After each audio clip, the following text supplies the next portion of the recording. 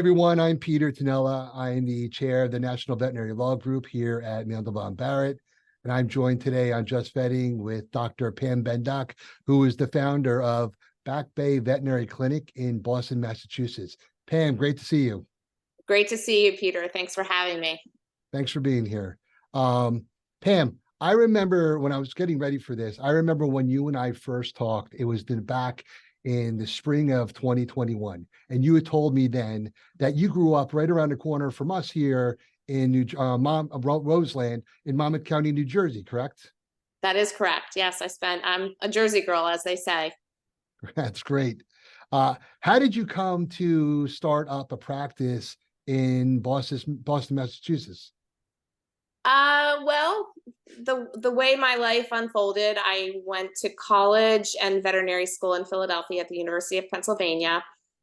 I applied for the internship match and matched with Angel Memorial up in Boston. So shortly after graduation, packed my bags, drove a little rental car all the way up to Boston, and my life unfolded up there. I had a great year in my internship, and then met my then husband, the man that was going to become my husband, and the rest is kind of history. I stayed up there and then decided at some point that there wasn't a lot of veterinary care for such a major city. They had very few clinics, and so I decided to start my own.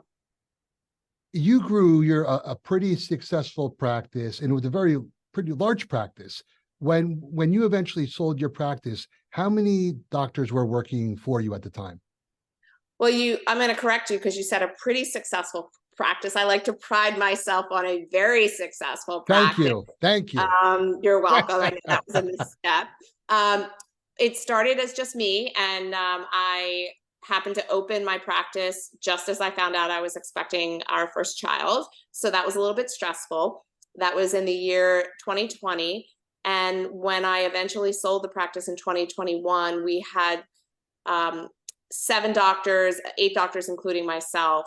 And we are on Newbury Street, which, for those of you who know, is a major thoroughfare in Boston, a great shopping district, just full of energy, and in the midst of one of Boston's best neighborhoods, the Back Bay. And what would you consider the key components of your practice's growth, if you can point to one or two things? I honestly think that we were servicing a need. There was a hole in the market.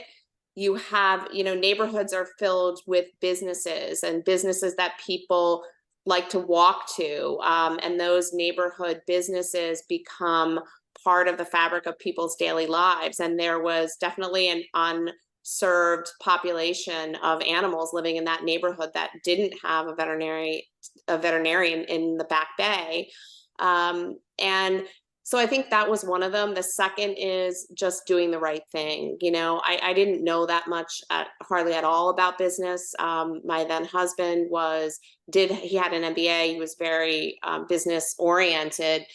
And, together we created a business plan. And, my mantra has always been just do the right thing and the money will follow, or I don't want to say the money actually, but the success will follow. And we just built our reputation one patient at a time. And the word spread in the neighborhood that there was a great veterinarian in the neighborhood. And, from there, the rest just continued to build. One of the biggest issues we deal with our clients, and I hear about on a daily basis, is staffing from the associate level, technicians, hospital managers. We probably talk with our clients on a daily basis about that. During your term of ownership, did you ever deal with that issue? And if you did, how did you deal with that issue? We most certainly did. I mean, it definitely has escalated in the past several years with the shortage and the, pay scale within the industry.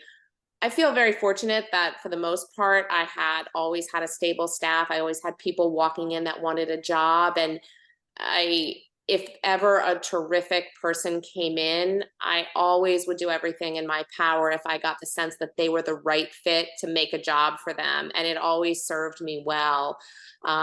We did go through a period where we were experiencing tremendous growth, where I lost several doctors all within a very short period of time, and that was super trying. But we rebuilt better and stronger than ever.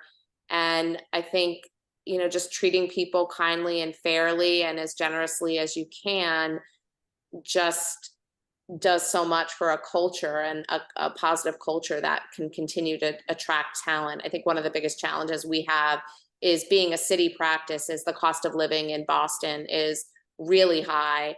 And for veterinarian support staff, everyone, it's can be really challenging to find a place that's affordable, as well as having, lack of parking. So there are some investments that we've had to make as a practice. We pay for 8 parking spaces, which are all the parking spaces right behind my business. And that's just a fixed cost that will never go away, so that, team members can drive in. Pam, you mentioned the word culture, and, going back to that first phone call that you and I had, I vividly remember how important that was for you to find the right buyer that had the right culture for your staff. How did you what would you consider issues, or did you encounter any issues with regard to the transition of your staff when you went through the sale process?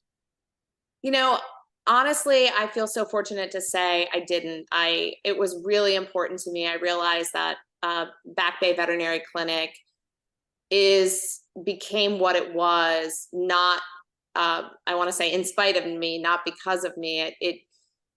The people that every day go there and care for our patients and our clients, they played such a critical role in the success and the growth of that business. And they allowed me to, be able to raise my children and take a step back sometimes, because I trusted them and because I knew they were always going to do the right thing. And when I made the decision to transition the business, I did a lot of diligence, talking to people, trying to understand what their goals were, talking to previous sellers about their experiences.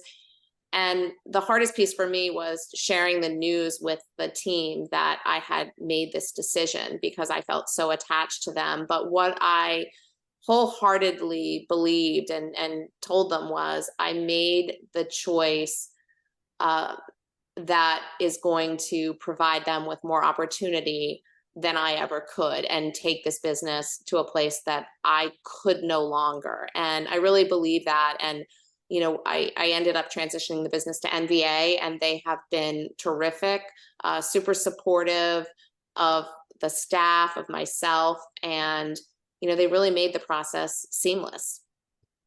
It's great.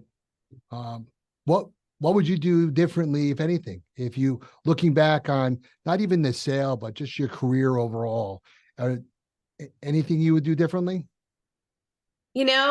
I feel so fortunate to have what I have. I now that I have a little bit more time on my hands, I'm still involved with my practice, but with a lot of the stress gone, I reflect back, and I feel so fortunate to have been let into so many lives. The relationship that we have with our pets is so very sacred, and to know that people trusted me with the love of their life, it was such a gift. And I don't think I would have done anything differently. There were moments that I didn't know if it was going to work out. But I always believed in myself, and I knew that I was a hard worker, and I just kept one foot in front of the other. And we're facing such a challenge in this industry right now, and there's a lot of burnout, and a lot of people are hesitating to go in.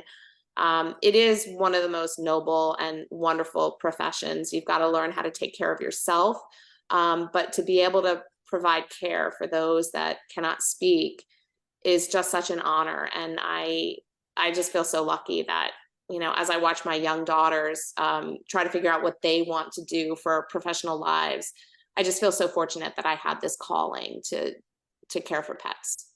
And you had the calling, if I recall, at a very young age. I think it was about 4 years old, and you had a specific incident that impacted your life for that calling, correct? Yeah, no, my dog had caught a baby bunny in our yard, a cottontail bunny. And I just remember he thought he was doing the right thing. And I remember him coming to the door with it. And we took this rabbit to our veterinarian.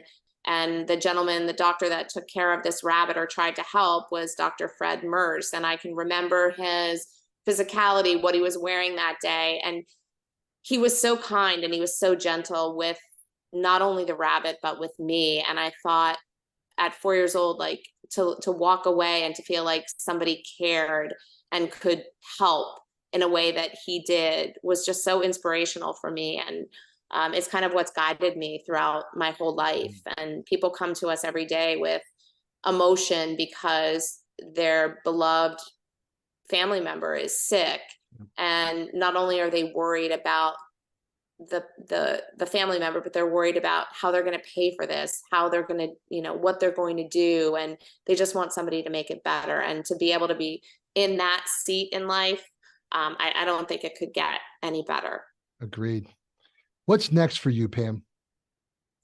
Well, the conversation that we just had reminded me I was out for a run 2 days ago, and I happened to come upon a little chipmunk in the middle of the street that had just been hit by a car. And I took off my Back Bay Veterinary Clinic hat, and I couldn't just leave him there. And I scooped him up, and he obviously was in kind of bad shape, and maybe I should have just left him there to be run over and put out of his misery. But I ran back home with him in my hat, and he passed as soon as we got home.